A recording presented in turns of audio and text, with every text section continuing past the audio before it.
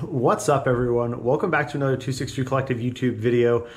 Coming at you from Georgia on another lovely fall day. Oh wait, that was yesterday. It's gross out right now, but we're not gonna let that deter us. Today, we're gonna be making a video on the plaques. They are American flag plaques that we talked about last video. We got a comment saying that he would love to see what the flags look like, and so not only are we going to show you what those flags look like today, but we're actually going to take you through the process of making one.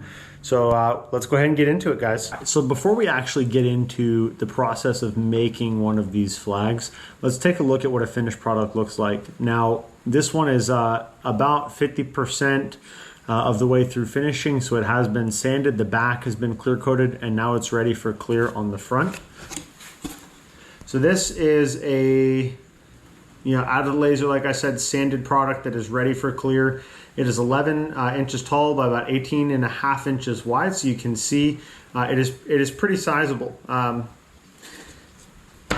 In the first video, I talked about the size of the Glowforge's bed and how I wish that I had a little bit more cutting space, but I did also say that we can definitely still create some big stuff, and that is a prime example of what we're able to do. So the finished product looks great, but what I'd love to do today is take you guys through the process of actually getting one there. With that, let's get working. So what we're going to be working on today is actually a batch of 3 flags that are being given as gifts to some people in a military unit. I'm going to be making, like I said, 3 pieces. Each one of them is going to be that full size. So the first thing that we need to do is actually design the file and then add the personalization to it, which in this case is just going to be their names. Now, what I have done here is actually gone ahead and built the file. You can see we've got several elements here. So the customer wanted to add a D for their unit. They are a Delta troop, so they want to add that. And then they're a maintenance unit, so they wanted to add the cross wrenches and the gear. I went ahead and generated that stuff using Illustrator. And then I added that to my kind of default stars and bars file. What I have done is just dropped a box over the name here just to protect the privacy of that individual. And then I've added my cut line around the edge. So these are the elements of a completed flag.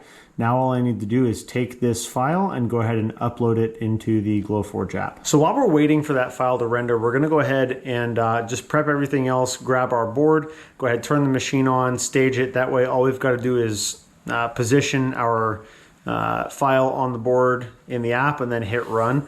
These are not fast cuts. They usually take approaching 2 hours for these big flags. Between the size and the settings used, it's not a quick process, but in my mind, it is well worth it because these things come out awesome. So I'm just gonna go ahead and knock that stuff out, and then once the stuff is ready, then we'll go ahead and get started. Go time. 2 hours later. All right, our cut is done, so now it's time to pull it out and see what we got.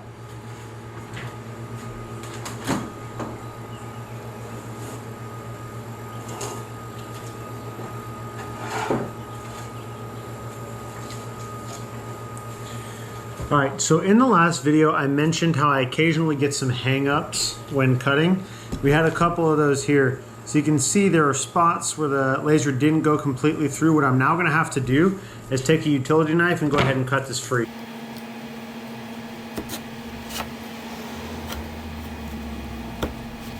All right, got it free. We just have a couple rough spots here. We're just gonna have to sand those down during finishing. It'll be good to go. So this is what our finished product looks like, fresh out of the laser. You can definitely see some charring on it, but that's all gonna clean up with sanding, and that's exactly what we're gonna do next. So as I was getting ready to start sand this, I figured out something went wrong. And if we look at this star right here, you can see that I screwed it up when I built the file. So this plaque is useless now, but I'm still gonna go ahead and finish it for the purposes of the video.